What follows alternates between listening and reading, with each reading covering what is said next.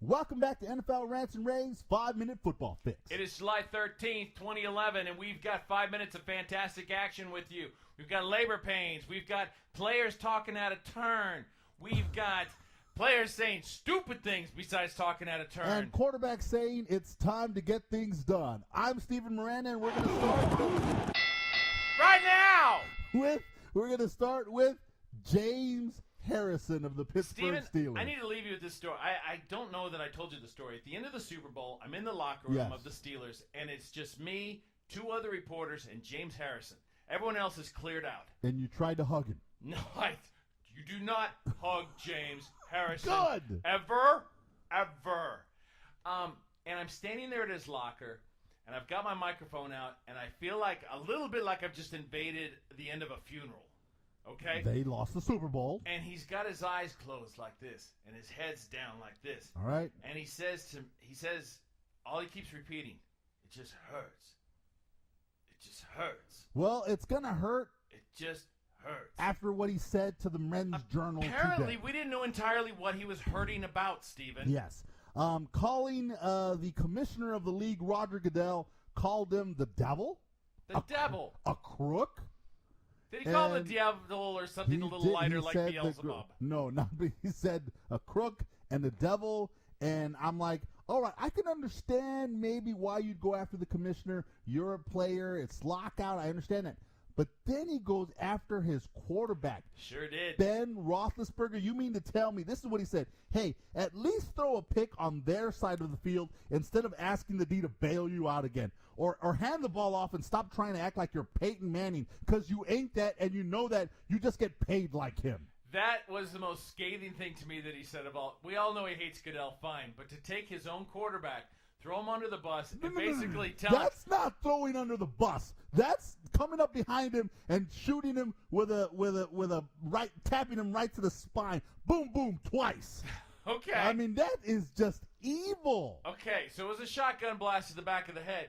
But to say you will never be Peyton Manning, you just get paid like him? Yeah, that's mean. That's your quarterback. That's mean. He's taking you to 3 Super Bowls and won 2 of them. Yeah, but in all fairness to James Harrison, was it because of Ben Roethlisberger, or did Ben Roethlisberger happen to be there and guys made big plays? I mean, Ben's the one who made the throw to Hines Ward in the corner of the end zone. If you look at the picture, it's he's got the guns and he thinks he's like Sopranos guy or something.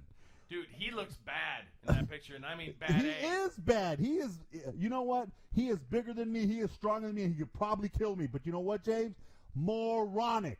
That's what you are for saying what you just did.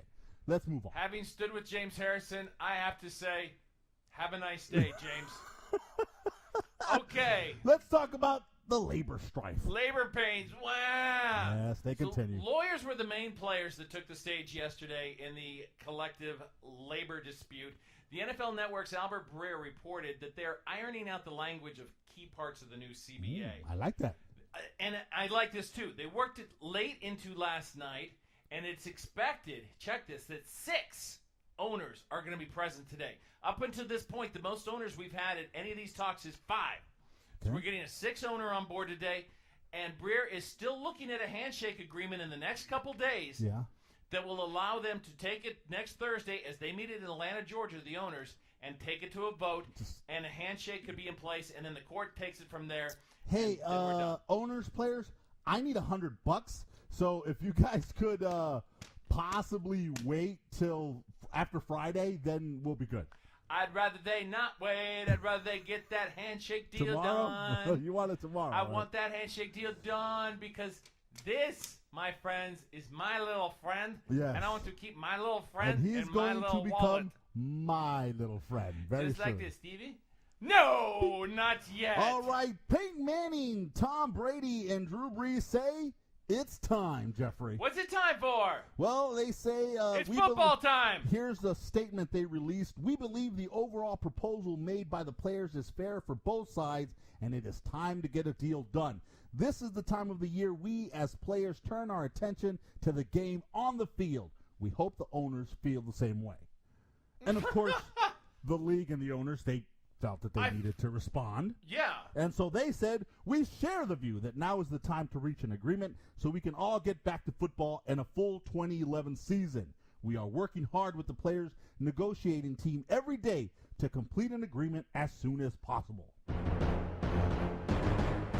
So basically what we have here, Jeffrey, is both sides saying, let's get something done. Thank you. Tell me something I didn't know. Okay.